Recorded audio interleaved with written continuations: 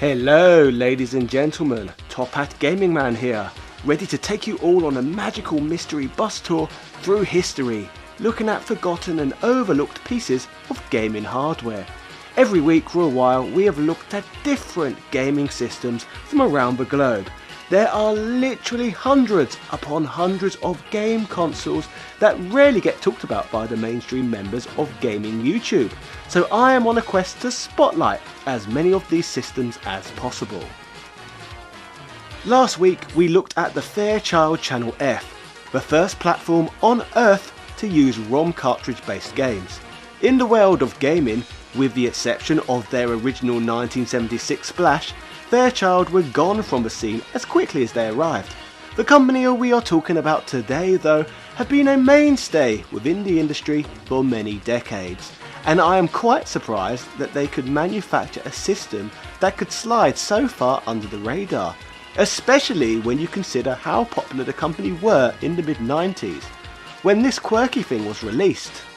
This, ladies and gentlemen, is the story of the Capcom game console, and equally as importantly, why it failed. Yeah! It was not too long ago on here that we were looking at cancelled consoles from Japanese giants such as Konami and Taito. Obviously these systems never ever saw the light of day, so their obscurity as footnotes is of no surprise.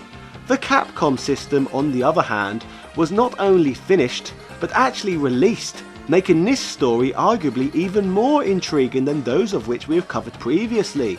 To fully understand this story, we need to delve back into the history of Capcom themselves, to look at what led them to making the decision to release such a device in the first place. Capcom's predecessor, IRM, was founded way back in 1979 by a gentleman known as Kenzo Sugimoto. Kenzo was an ambitious man, and he launched the company while simultaneously serving as the president of the IREM Corporation, an organisation behind many arcade smash hits. Sugimoto held roles in both of these companies up until 1983, when he would leave the IREM Corporation to focus solely on his own business endeavour. IRM would go on to spawn Capcom Company Limited on June the 11th of 1983, and Kenzo Sugimoto would take control of the internal sales department. The name Capcom is a clipped compound of capsule computers, a term coined by the company to describe the arcade machines it solely manufactured in its early years, designed to set themselves apart from personal computers that were becoming widespread at the time. Capcom's first real video game was released in the arcades in 1984, which was a vertically scrolling shooter known as Vulgus. It would not be long before Capcom would soon establish themselves as one of the key developers and publishers of games for the Nintendo Famicom, producing various classics such as the likes of DuckTales and Mega Man, both of which remain popular franchises to this day. The company would also establish a division in the USA that was responsible for publishing video games for home computers, although development of these titles was often outsourced to other companies. Capcom would firmly embed their existence into mainstream culture forever, with the release of Street Fighter II in the arcades in 1991. As we all know, this fighter was outrageously popular and somewhat rejuvenated the arcade market in a period in which gaming had very much shifted towards the home. It would only be a matter of time before this game would end up being ported to everything under the sun, with the first 16-bit home port being released on the Super Nintendo. To help put into perspective quite how important this game was, Nintendo were never really a force in my home country of the UK until the release of this game, and this exact same story is also applicable to a number of other nations too. Street Fighter II was a legitimate system seller and seen by many as one of the coolest and most fun games to ever be released. Even for me personally, Street Fighter II delivered my first ever Nintendo experience, as prior to the game's release, my family had always chose to game on microcomputers as opposed to consoles. However, Street Fighter II was tantalising enough to make my uncle invest in a 16-bit platform, and as mentioned, many UK consumers felt the same way.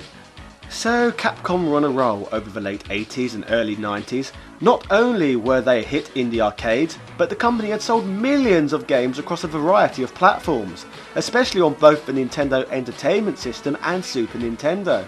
Although this was highly lucrative and profitable for Capcom, huge cuts of their earnings would have gone to Nintendo and others for the privilege of allowing games on their systems. So, with this in mind, it is no surprise really that Capcom would attempt to break the home hardware market themselves.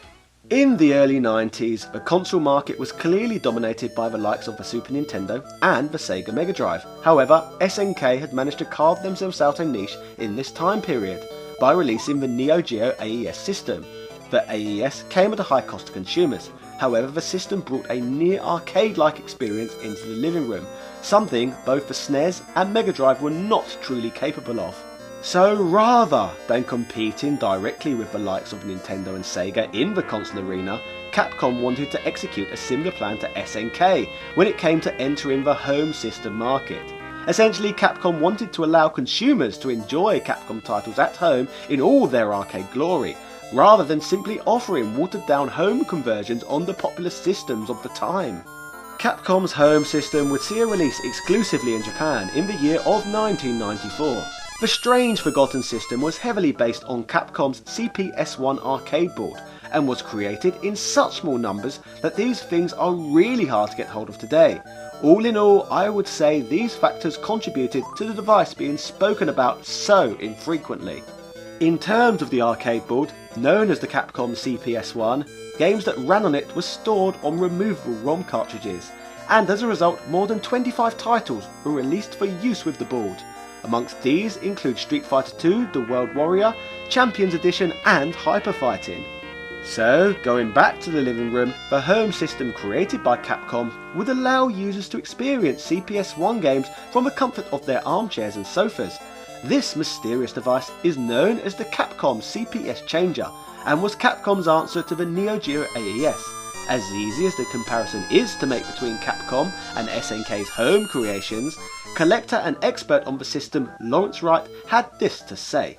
The comparison between the Neo Geo and CPS Changer is a reasonable one to make, but it's not entirely reflective of what the machine was all about. On some levels, the concepts are very similar. A software model is connected to an interface module, allowing the game to be played using controllers and a display. It's like any game system in that respect. The differences arise, as they always do, from the details. Most other consoles put the main processor, the CPU, in the base console, and the software module was only software with rare exceptions, like the Super FX chip, which powered the likes of Star Fox on the SNES.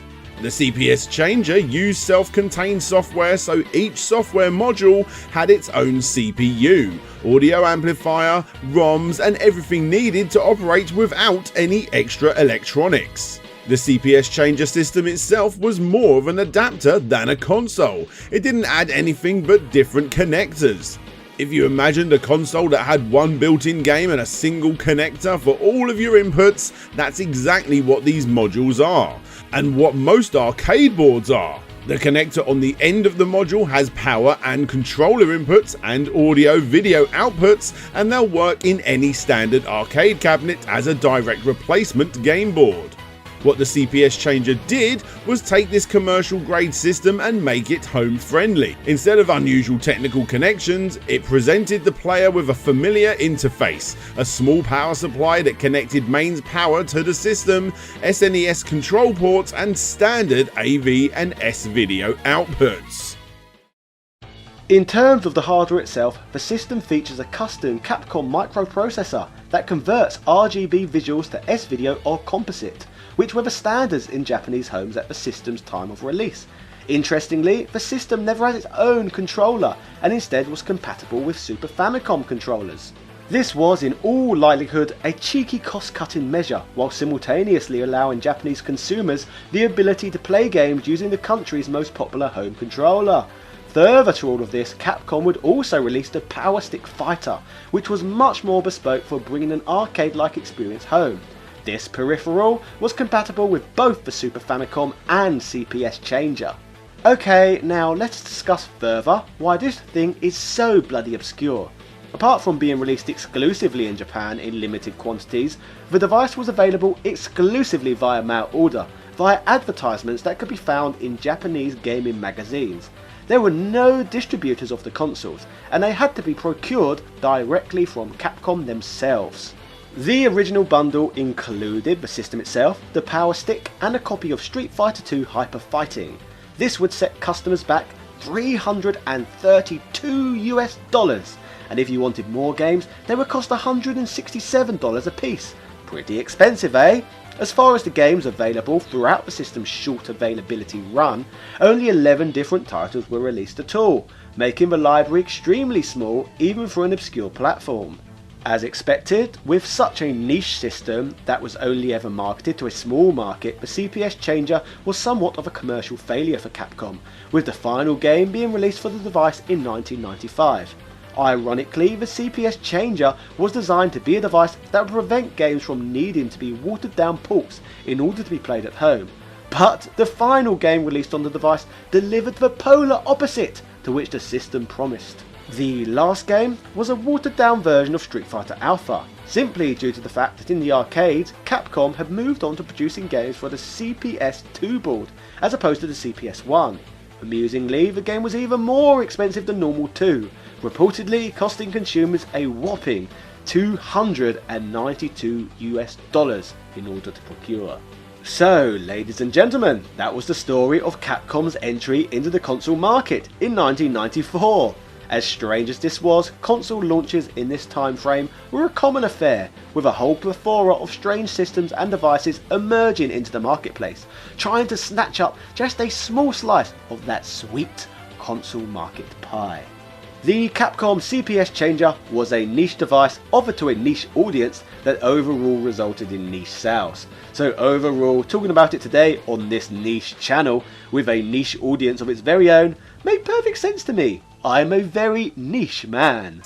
If you enjoyed today's content, please do not forget to like, comment and subscribe, and hit the notification bell to get weekly content like this straight to your mobile device every week. Let me know in the comment section which system story you would like me to cover next. Finally, my channel Top Hat Gaming Man is funded by the fantastic support I receive from the amazing Patreon benefactors who support my trust fund. So these people go above and beyond to preserve this channel's life. Shoutouts to Carl Johnson, Shizuka Kobayashi, JD Robbins, Greg Hooper, Seabass the Great, Synth Spaces, Andrew Bizansky, Edward O'Reilly, Quang DX, SpongeMatt B, Michael Baker, Hans Christian, Computer Man, and all of my other patrons. Thank you all very much.